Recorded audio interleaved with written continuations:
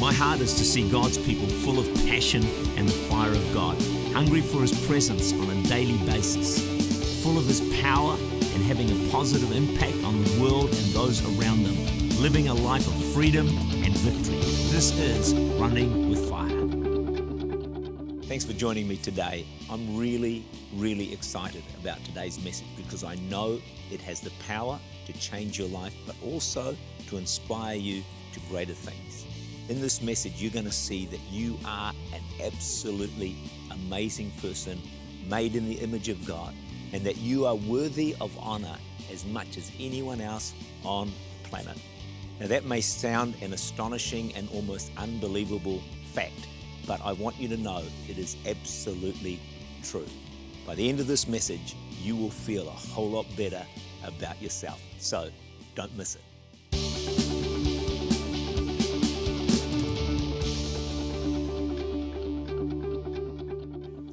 Well, Mark 1 verse 11 says, "A voice came from heaven, 'You are my beloved Son, in whom I am well pleased.'" There is a sermon right there in the Father saying to His Son, honoring His Son, and saying, "In you I am well pleased." And I think it's a message to every father, every mother in this house, that we let our children know that we honor them, that we bless them, that, well, we are pleased with them because of who they are. And maybe they're not the best kids in town, but how important it is that every son, every daughter hears these words from their parent, "You are my beloved Son, in whom I am well pleased." See, Jesus was honored by the Father.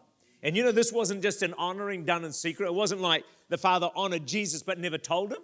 So some parents say, "I love my kids," but they never tell them. They honor their kids, but they never tell them. But not only was it a one-on-one honoring of the Son, it was for the whole world to know. He shouted from heaven, "Hey, everybody, this is my son, my daughter. I am well pleased in them." And see, what happened is Jesus then walked under an open heaven all of His life. And when we honor our family, when we honor our children, and even though they may not always be the best behaved, we open heaven over them. See, honor is based on what a person is, not on what they do. We'll get to that in a little while. The culture of heaven, Revelation 5:13, blessing and honor, glory and power to Him who sits on the throne. Blessing and honor comes before glory and power.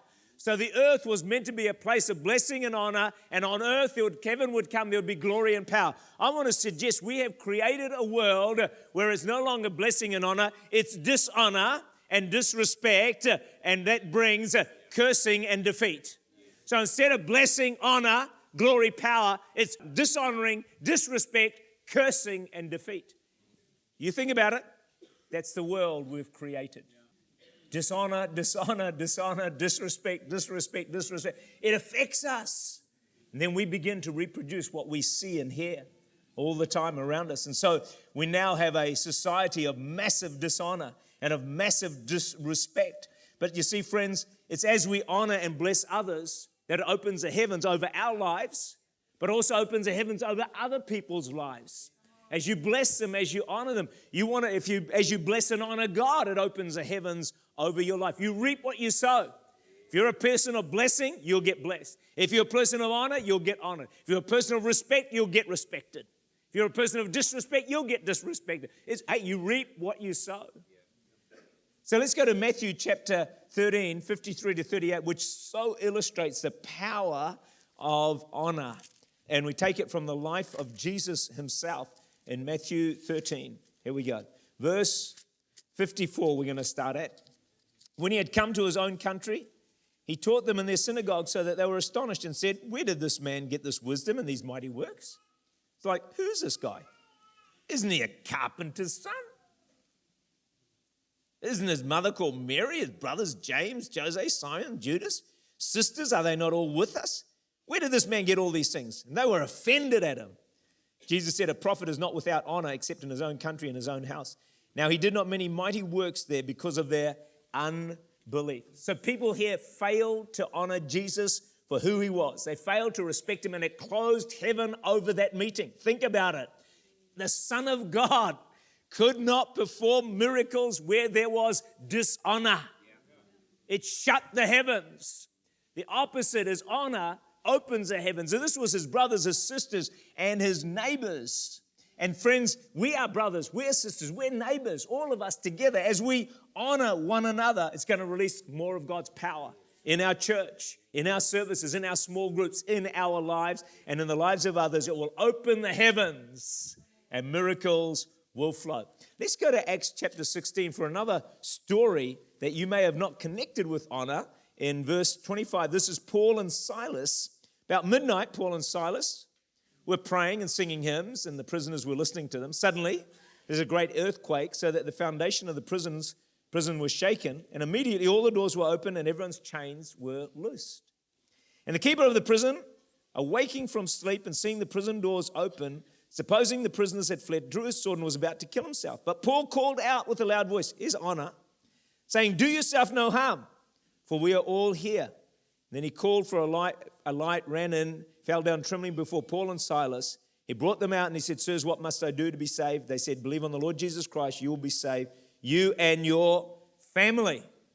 So I want to suggest to you that it was not so much the earthquake that brought the Philippian jailer to Christ and to salvation. You see, through fear of losing his prisoners, he was about to commit suicide. That's what happened. If you're a guard and your prisoners escape, you get killed. And so he's about to commit suicide. But Paul reaches out to him with love and honor and says, no, don't do it. Now you think about it, this guy could have been the one who whipped Paul 39 lashes. He's the one that could have made Paul's life miserable and put him in the stocks. Paul had every reason to ignore him and say, "Hey, you're going to get the fate you deserve, buddy. You're going to get killed because we're out of here." No, Paul doesn't do that. When he had every right to do that, he may have even thought that. He stops and says, "No, this is a human life of great value.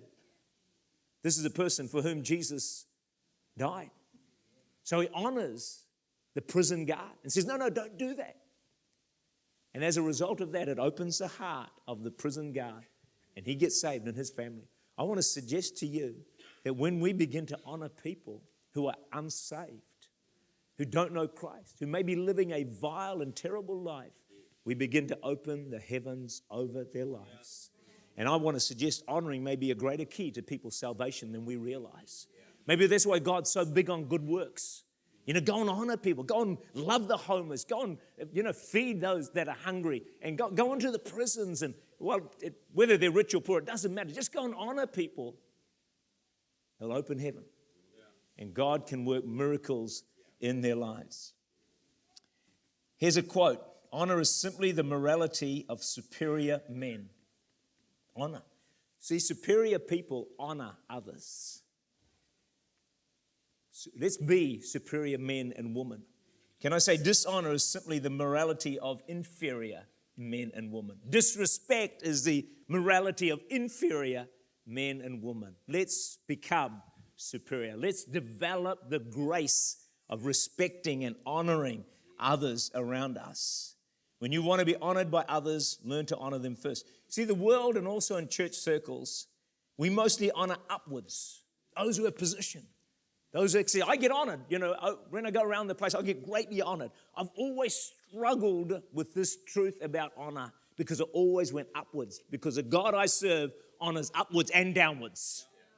He doesn't just honor those who have achieved and are successful. He honors everyone exactly the same.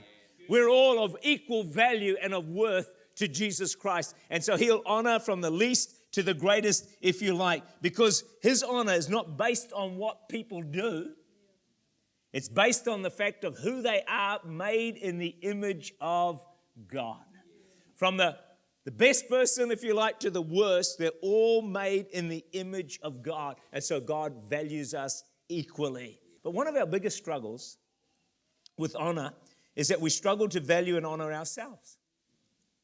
When you value yourself, it's hard to value others. You don't honor yourself, it's hard to honor others. Derek Prince, after 50 years, he was helping people with problems. He came to this surprising conclusion. His conclusion was this: our basic problem is we don't realize how valuable we are.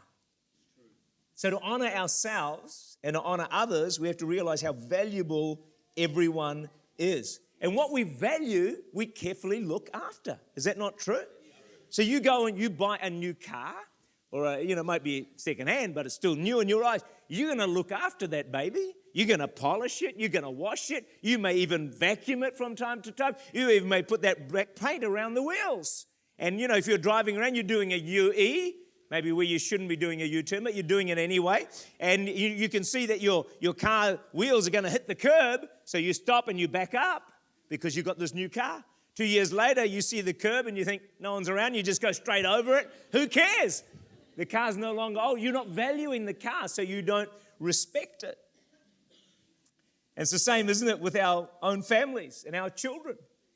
Because they're of great value to us, we protect them and we watch over and we look after them. We can say negative things about our kids and grandkids, but woe betide anyone else says something bad about them. They'll be in serious trouble, even if they're the biggest rat bags around. And isn't it amazing? The more you value, the more you overlook. Someone else's kids, you're naughty brats. Your kid do the same thing. Oh, so cute.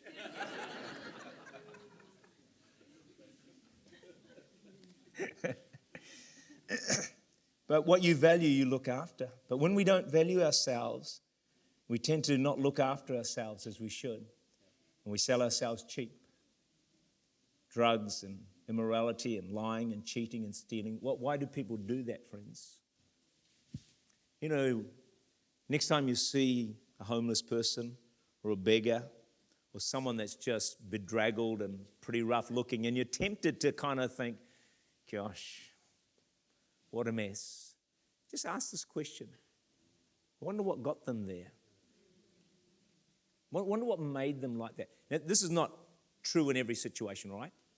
But I want to suggest that in many situations, I would almost guarantee that person has not been honored and respected as they should have been.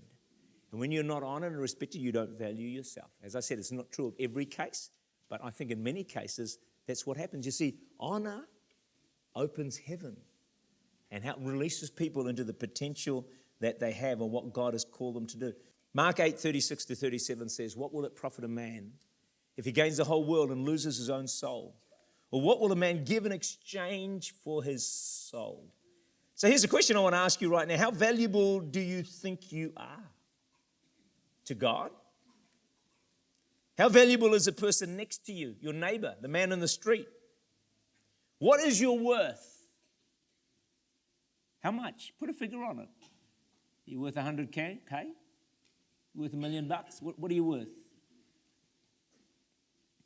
What Jesus is saying in this passage is, if a man gives his soul, sells himself and gets all the wealth in the world, every Porsche, every private jet, every yacht, every gold mine, all the money in the world, and he sells himself, he's made a bad deal. The gross world product is approximately $74 trillion. And Jesus said, if a man gives himself in exchange for $74 trillion, he's made a bad deal because he's worth a whole lot more than that. So I want you to tell the person next to you, you are worth more than $74 trillion. Nice and loud so they can hear it. Isn't that amazing? Isn't that amazing? You are so valuable. So the next time someone offers you a few dollars, you just reject it.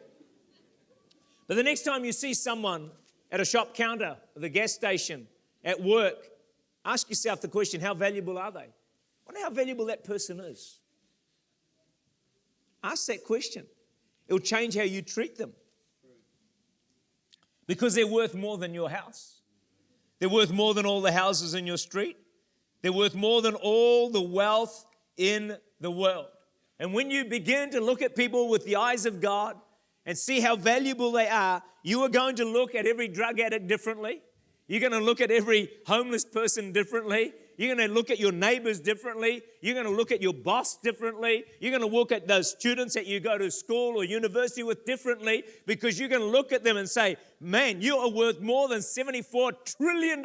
All the wealth in the world is not enough to buy you. Then you're going to be able to honor them. Then you're going to be able to bless them. So the question then comes, what are you worth? What is the true value of an individual? If it's more than 74 trillion, what is it? You know where you find the answer?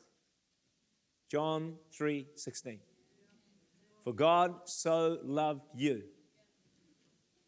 that he sent his only Son, that whoever believes in him would not perish, but have everlasting life. Jesus gave his life, gave himself to buy you back. He was the purchase price of your salvation. And if you were the only person to ever live on this planet, and there was no one else, Jesus still would have paid the same price to win you back. Your value is equal to that of the Son of God himself, equal to that of Jesus, way beyond $74 trillion. Because when you make a purchase, you never pay more than it's worth. You would not pay $10,000, would you, for a car worth $5,000? So God's not going to pay more for you than you're worth. So when he paid the price of the Son of God, he said, that's the value I attach to your life. You are as valuable as the Son of God. Matthew 13:45-46 says, the King of Heaven is like a merchant seeking beautiful pearls. And when he found one pearl of great price, he went and sold all that he had and bought it. See, Jesus is the merchant. The pearl that he purchased is just one human soul, yours or mine. It cost him everything he had. It said he went and sold all that he had, everything, to buy that one pearl, you, of great price. You are so valuable. You and I are the pearl of great price. In fact, we are priceless. It cost Jesus everything to buy you back. Go back to the days of the slaves. You know, if you were on that slave block and going up for auction, and Jesus was there to buy you, you wouldn't be sold for $50 or $100 or $1,000. $74 trillion wouldn't be enough. All the wealth in the world. Maybe you've never seen yourself as of great value. Maybe you look at yourself, you poor self-esteem. Look back on a life of pain and rejection, hurt, disappointment, unhappy childhood, a marriage that didn't work, career that never happened, years wasted in sin. Your past and your future convey the same message: failure, of no real value or worth.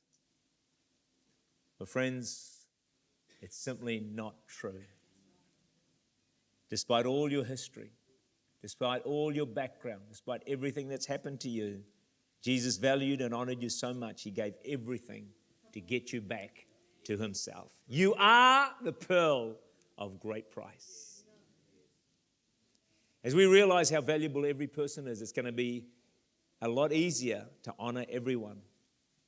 So I want you, in a big loud voice, tell the person next to you, I am of immense value. Nice and loud, come on.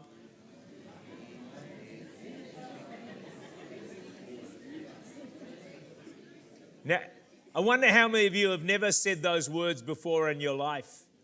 A lot of you, your words have power. Faith comes by hearing. I am of immense value. You want to stand in the mirror and say it every day. I am of immense value, until you actually believe it. Because when you believe it, you'll honor yourself. When you honor yourself, you'll open heaven over your life. You'll rise to your potential, become the person that God has called you to be. It all begins with honoring and valuing yourself and others. Mother Teresa was a champion at honoring. Here's a quote that I leave with all of us. Spread love everywhere you go. Let no one ever come to you without leaving happier. Wow, imagine that. Every person you met, every encounter, they left happier. Wow. I don't think I've fulfilled that, actually. Have I? Don't answer that question. Don't go there. All right. Mother Teresa saw those she ministered to on the streets as Jesus in the most distressing disguise. Because people asked her, how come she loved and honored the poor so much? Do you know what she'd do? She'd grasp their hand and wiggle one finger at a time and say, you did it to me. She saw the whole gospel in 5 fingers, alluding, of course, to Matthew 25, where Jesus said, I was hungry, you gave me food. I was thirsty, you gave me a drink. I was a stranger, you welcomed me.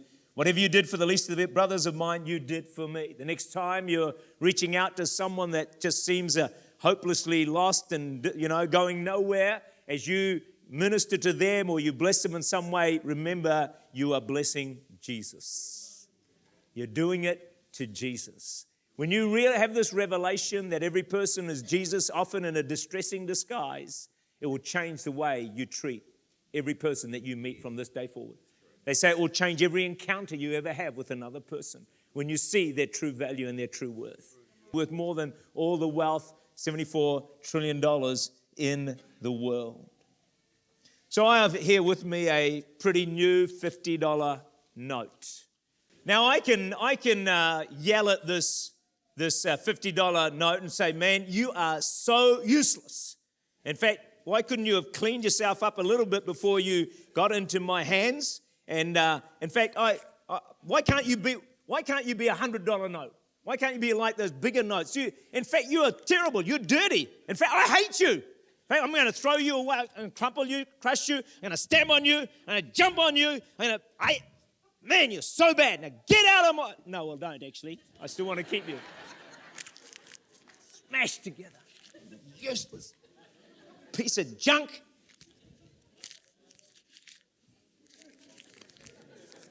Here's a question. What's it worth? Same. You see, what you and I have in common with the $50 note is what we call intrinsic value, meaning the value is in us. It doesn't matter what happens to us, it will always be in us, our value. It never changes. You may have been yelled at, abused, bullied, walked over, downtrodden, criticized, made to feel worthless, treated with great disrespect and great dishonor, had a terrible upbringing and life. But does that make you any less valuable? The answer is no, no, no, no, 1,000 million times no. It doesn't matter what's happened to you. It doesn't matter what's been done to you. It doesn't matter how you've been treated. It doesn't matter if you've been bullied. It doesn't matter if you've been run down. It doesn't matter if you've been treated as worthless and treated as trash and maybe even told that they wish you had not been born and you're a waste of space on the planet. It does not matter what has been done to you. Your value will never change. You are worth more than all the wealth in the world. Your value is equal to that of the Son of God. Don't let anyone ever devalue you again. At least don't receive it from them. Don't accept it from them. Regardless of what they say, you turn it around and you say, no, I am of immense value. I'm worth as much as anyone on this planet. It's important, friends, that we value every single person and treat them with the greatest respect. As we honor people, it's going to help them reach their potential. James 2:2-4 says this: "If there should come into your assembly, your church, a man with gold rings and fine apparel, and there should also come in a poor man in filthy clothes. And you pay attention to the one wearing the fine clothes and say to him, you sit here in this good place. And say to the poor man, you stand there or sit there here at my footstool. Have you not shown partiality among yourselves and become judges with evil thoughts?" That is a very challenging passage of Scripture for all of us. And you know, the wonder of this God that you and I serve, this wonderful Jesus, is that he treats everyone the same. He values everyone the same. So a person who drives up here in a Porsche and a three-piece suit and jewels all over him, and then someone else comes in with shorts and jandals and ripped shirt, as they walked in here, Jesus would treat them exactly the same. Exactly the same. Why? Because it's not what they look like. It's who they are on the inside, made in the image of God. And I think that's all Jesus sees. I think that's all God sees when he looks down on the earth and looks at every person on the earth, made in the image of God. Every one of them, every person on the planet. He is an amazing God.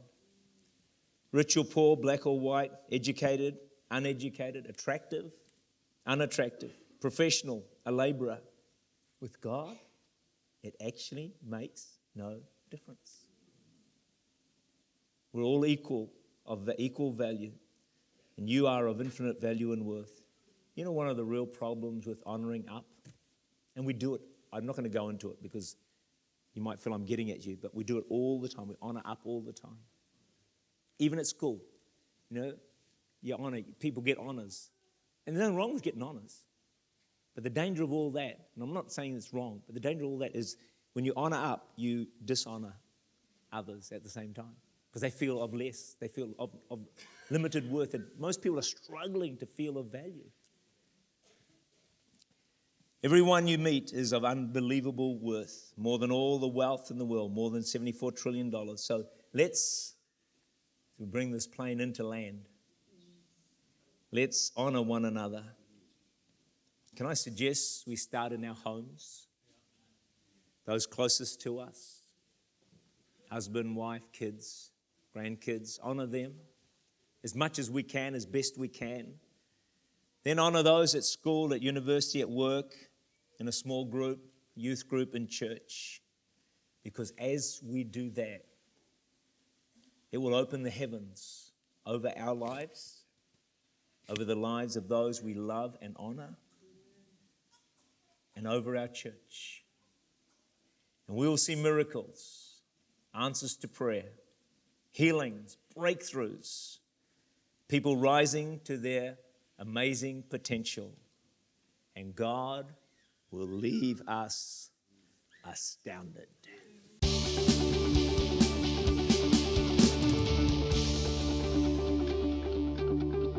It is true, you are of immeasurable worth, more than all the wealth in the world, more than $74 trillion. As you begin to see and understand just how valuable you are, it will help you to live out the life that God always planned and intended for you. I'd love you to follow me on social media, either Facebook, Twitter, Instagram, or all three of them. You may find some of the teachings, testimonies, and quotes that I share helpful and inspiring. Please join me again next week. Thank you for watching Running with Fire with Tak Bhana from Church Unlimited. For more great free content, visit runningwithfire.com.